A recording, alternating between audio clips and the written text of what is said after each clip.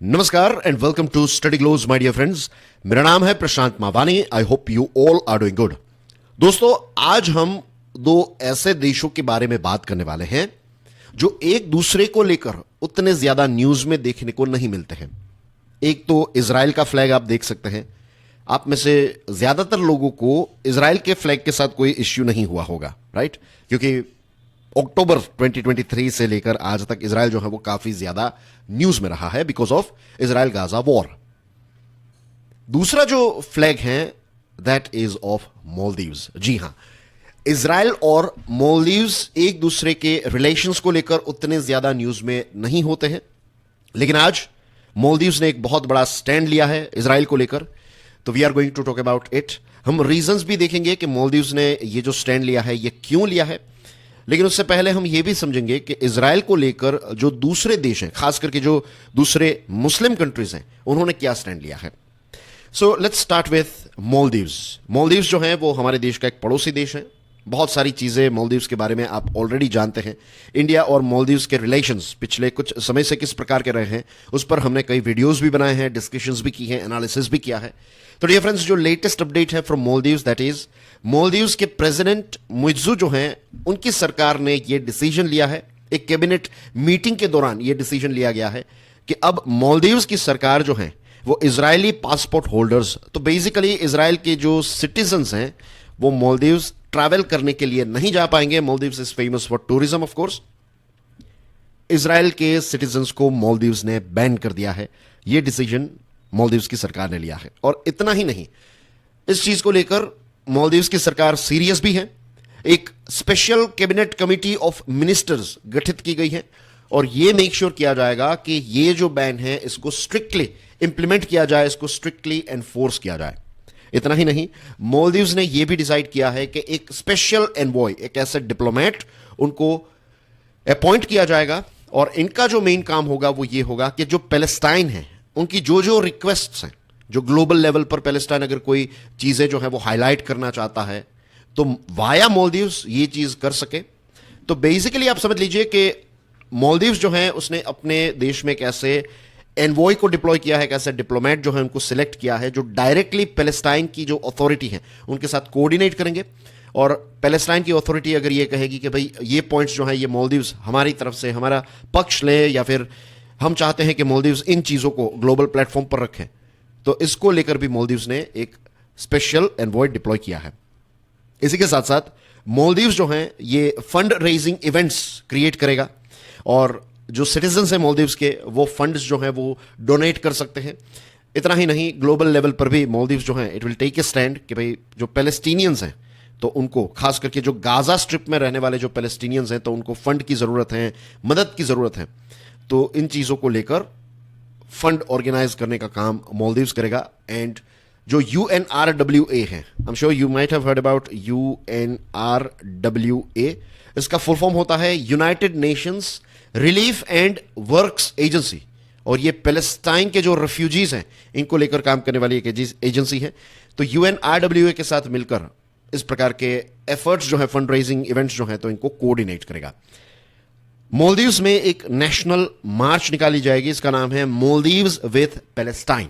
और इसमें मालदीव्स के लोग जो है, सरकार ही इसको सपोर्ट कर रही है कि लोग जो है वो बाहर निकले और एक प्रकार की आप समझ लीजिए कि इन्फ्लुएंस जो है वो क्रिएट कर सके मालदीव्स, और वहां के लोगों की सॉलिडारिटी है पैलेस्टाइन के लोगों के साथ। तो इस चीज को लेकर नेशनल मार्च निकाली जाएगी। इसी के साथ साथ जो दूसरे इस्लामिक देश हैं उनके साथ मालदीव्स की सरकार जो है वो मीटिंग्स अरेंज करेगी ताकि जल्द से जल्द ये पैलेस्टीनियन जो इश्यू है, पैलेस्टाइन का जो इश्यू है और पैलेस्टाइन के जो लोग हैं, खास करके अगेन गाजा स्ट्रिप में रहने वाले लोग जो हैं, तो इनके लिए कोई सॉल्यूशन और रेजोल्यूशन निकाला जा सके। तो ये लेटेस्ट स्टैंड डिसीजन जो है ये मालदीव्स की सरकार ने लिया है। अब दोस्तों, क्यों या फिर जो रीजंस हैं उनको डिस्कस करें उससे पहले आई वुड लाइक यू कि हम means I would like all of you to pay attention to this thing कि भाई दूसरे देश जो है, दूसरे ग्लोबल लेवल पर अलग अलग देश क्या कर रहे हैं। इससे पहले की हमारी डिस्कशन में मैंने इस पॉइंट को एक्सप्लेन किया था। I would like to add it here again.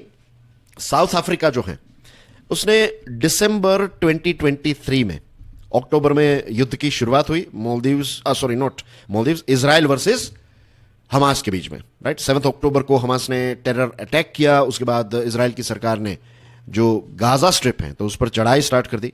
तो दिसंबर 2023 में 2 महीने के अंदर अंदर साउथ अफ्रीका ने इंटरनेशनल कोर्ट ऑफ जस्टिस जो है उसमें एक स्टैंड लिया इजराइल के खिलाफ और कहा कि भाई इजराइल को इस प्रकार की चढ़ाई जो है वो करने का कोई अधिकार नहीं है, कोलेट्रल डैमेज काफी ज्यादा हो रहा है।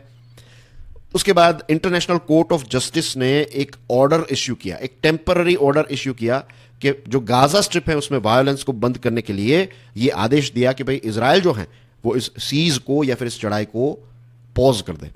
लेकिन आईसीजे के साथ जुड़ा हुआ जो प्रॉब्लम है दैट इज के इनका जो ऑर्डर है ये ऐसा नहीं है कि इसको मींस सारे देश फॉलो करेंगे, इसके पास कोई एनफोर्समेंट का कोई मैकेनिज्म नहीं है आईसीजे के पास। तो फिर इजराइल ने ऑफ कोर्स ये ऑर्डर जो है इसको इग्नोर कर दिया, एज वी ऑल नो। तभी तो अभी तक जो ये चढ़ाई है वो चल रही है, ये सीज जो है वो चल रही है, ये हमास और इजराइल के बीच में जो युद्ध है वो आज भी चल रहा है, एज वी ऑल नो। अब दूसरे देशों की बात करें, एक एक्स्ट्रा ऑर्डिनरी ज्वाइंट समिट हुई Riyadh is the capital of Saudi Arabia, और इसमें जो अरब लीग के देश हैं और ऑर्गेनाइजेशन ऑफ इस्लामिक कोऑपरेशन के जो देश हैं उनकी मीटिंग हुई। अब देखिए अरब लीग और ओआईसी जो हैं तो इसमें भी आपको कुछ डिफरेंसेस देखने को मिलेंगे। कुछ ऐसे देश हैं जो ओआईसी में हैं लेकिन अरब लीग में नहीं है। फॉर एग्जांपल ईरान जो है तो आप ईरान को अरेबियन कंट्री नहीं कह सकते, राइट। तो इन ग्रुप्स के बीच में या फिर जो ईरान सऊदी अरेबिया की जो एक टीम रहती है, एक सऊदी की टीम है जिसमें अलग अलग देश हैं प्रिडोमिनेंटली सुन्नी कंट्रीज, और जो ईरान है तो उसके शिया कंट्रीज हैं। तो इनके जो डिफरेंसेस हैं, इन दोनों के बीच में जो डिफरेंसेस हैं इनको इन्होंने साइड में रखा और कहा कि भाई गाजा जो है इसके लिए हमें एक यूनाइटेड फ्रंट बनाना पड़ेगा, हम सबको मिलकर काम करना पड़ेगा। तो अरब और मुस्लिम लीडर्स जो हैं उन्होंने 3 बड़ी चीजें दुनिया के सामने रखी और इजराइल के सामने रखी। नंबर 1 इज कि सबसे पहले तो एक इमीडिएट सीज फायर हो, ये जो युद्ध है इसको ऑन द स्पॉट पॉज किया जाए। दूसरी चीज जो गाजा पर सीज यानी कि जो चढ़ाई है तो इसको खत्म किया जाए।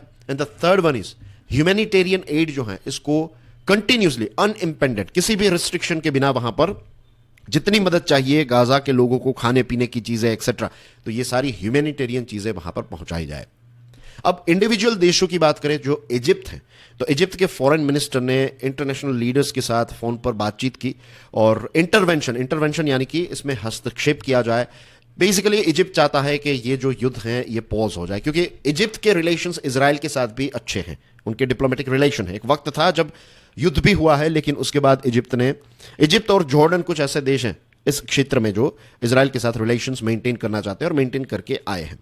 जॉर्डन की बात करें तो जॉर्डन ने यह कहा कि देखिए ये जो कॉन्फ्लिक्ट है इसका रिपरकशन, इसका जो एक परिणाम जो है वो काफी डेंजरस हो सकता है। और ये दोनों देश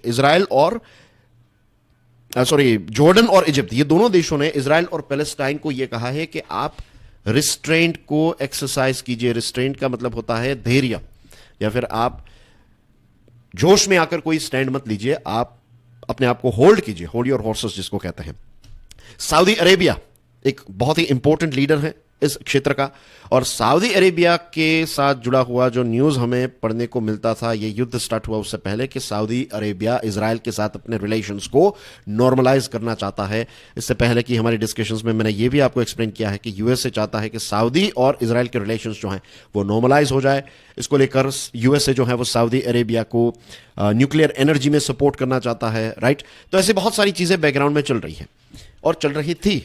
तो सऊदी अरेबिया जो है इसने ये स्टैंड लिया है कि भाई सबसे पहले तो ये एस्केलेशन जो है इसको इमीडिएटली बंद किया जाए। And second thing is Saudi का स्टैंड ये है कि ये जो प्रॉब्लम है इजराइल और पैलेस्टाइन के बीच में, इसको सॉल्व करने का एक रास्ता है, that is 2 state solution, right. Pakistan, देखिए I am not being biased, लेकिन पाकिस्तान एक ऐसा देश है जिसको वायोलेंस और इन सारी चीजों पर अगर ये स्टेटमेंट ना दे तो ही अच्छा है, क्योंकि कथनी और करनी में बहुत एक बड़ा डिफरेंस है। बट एनीवेज पाकिस्तान का जो स्टैंड है वो ये रहा है कि सिविलियंस की मदद करनी है और जो पैलेस्टाइन स्टेट है तो इसकी स्थापना हो। तो पाकिस्तान ने प्योरली, ऑफ कोर्स पाकिस्तान जो है जहां तक मेरी खबर है, इजराइल के अगर आप पासपोर्ट होल्डर हैं तो आप पाकिस्तान में नहीं आ सकते। And same thing goes with Israel. Israel भी पाकिस्तान को या फिर पाकिस्तान के सिटीजन्स को एंट्री नहीं देता है, वीजा नहीं देता है। टर्की के प्रेसिडेंट एर्दोआन जो हैं तो उन्होंने कहा कि ये जो पूरा प्रॉब्लम है इसका जो रूट कोज है, ये जो पैलेस्टाइन वाला इश्यू है, तो इसका टू स्टेट सॉल्यूशन के बारे में उन्होंने बात की है, एक स्टैंड रहा है टर्की का, और दूसरी चीज कहा है कि ये जो पूरा क्षेत्र है जिसमें Iran versus Saudi, Saudi versus Israel, Israel versus Iran etcetera, ये जो कॉम्प्लेक्स सिचुएशन है इस क्षेत्र की, वेस्ट एशिया, मिडिल ईस्ट की, तो ये सारे इश्यूज का रूट कॉज अगर कोई है तो दैट इज दिस वन। और कहा कि जस्ट सेटलमेंट अगर होगा तो फिर इस क्षेत्र में लास्टिंग पीस हमें देखने को मिलेगा। ईरान जो इजराइल को अपना एक जानी दुश्मन मानता है, तो ईरान का तो यही स्टैंड है कि ये सारे प्रॉब्लम्स जो हैं ये इजराइल की वजह से ही हुए हैं। और इंडोनेशिया के जो कुछ मुस्लिम ग्रुप्स हैं, इन्होंने ये स्टैंड लिया है कि हम पैलेस्टाइन के लोगों को सपोर्ट करते हैं, और इसी के साथ साथ ये भी कहा है कि सीज फायर जो है उसको तुरंत ही इंप्लीमेंटेशन में हमें लाना है। कुछ आर्ग्यूमेंट्स ये भी दी जा रही हैं कि कुछ मुस्लिम देश हैं जिन्होंने इजराइल को कंडेम किया है, कुछ मुस्लिम देश ऐसे हैं जिनका स्टैंड किया है, वो मैंने अभी आपको एक्सप्लेन किया। दूसरे जो मुस्लिम देश हैं, फॉर एग्जांपल यूएई जैसे देश हैं, there are so many other countries as well, तो वो एक पैसिव स्टैंड ले रहे हैं यहाँ पर, क्योंकि वो नहीं चाहते कि इस कॉन्फ्लिक्ट में वो खुद इसमें इन्वॉल्व हो जाए। इसके साथ साथ वो इंटरवेंशन भी नहीं करना चाहते, क्योंकि अगर कोई ऐसा स्टैंड लेंगे तो इजराइल के साथ साथ जो मेजर पावर्स हैं, for example western world, let's say US है, तो यूएसए उनसे नाराज हो जाएगा। तो इस प्रकार की भी चीजें जो है वो हमें देखने को मिल रही है। अब दोस्तों फाइनल जो हमारा सेक्शन है दैट इज अबाउट रीजंस, के मालदीव्स के क्या क्या ऐसे रीजंस थे जिसकी वजह से मालदीव्स ने ये डिसीजन लिया है। नंबर वन जो है दैट इज लोगों का pressure, opposition parties, government allies और जो लोग हैं उनका काफी ज्यादा प्रेशर था मुइज़्ज़ू सरकार पर कि मुइज़्ज़ू सरकार जो है वो इजराइल को लेकर कोई एक स्टैंड ले। इसी के साथ मालदीव्स जो हैं वो एक स्ट्रॉन्ग मैसेज सेंड करना चाहता है ग्लोबल प्लेटफॉर्म पर, और ये जो इजराइल और हमास के बीच में युद्ध चल रहा है तो इसको डायरेक्टली इनडायरेक्टली इन्फ्लुएंस करने की भी कोशिश जो है वो मालदीव्स करना चाहता है। पॉलिटिक्स की बात करें, when it comes to politics and diplomacy between Maldives and Israel, तो देखिए अर्ली 1990s में जो पहले बैन हुआ करता था, तो अर्ली 1990s में इजरायली टूरिस्ट के लिए जो बैन था इसको मालदीव्स ने हटा दिया, राइट। फिर रिलेशंस जो हैं इनको सॉर्ट आउट करने की कोशिश 2010 में की गई थी। उसके बाद 2012 में जो उस समय पर पहले प्रेसिडेंट नशीद हुआ करते थे, तो 2012 में नशीद साहब जो हैं तो उनको हटाया गया, और वहां पर एक अभी जो मुइज़्ज़ू सरकार है तो ऐसी ही एक सरकार जो है वो मालदीव्स में आ गई थी, तो इंडिया के साथ भी रिलेशंस खराब हो गए। और जैसे ही प्रेसिडेंट नशीद गए तो उसके बाद जो सरकार आई तो उसने इजराइल के साथ रिलेशंस जो हैं वो काफी खराब कर दिए। तो हमारे देश के साथ जैसा हुआ है पिछले कुछ समय से, वैसे ही ऐसे अप्स एंड डाउन्स जो हैं वो मालदीव्स और इजराइल के रिलेशंस में हमें देखने को मिला है। इतना ही नहीं, अब प्रश्न ये भी उठता है कि मालदीव्स जो है वो एक ऐसा देश है जो टूरिज्म पर सर्वाइव करता है, टूरिज्म उनका इनकम का मेन सोर्स है।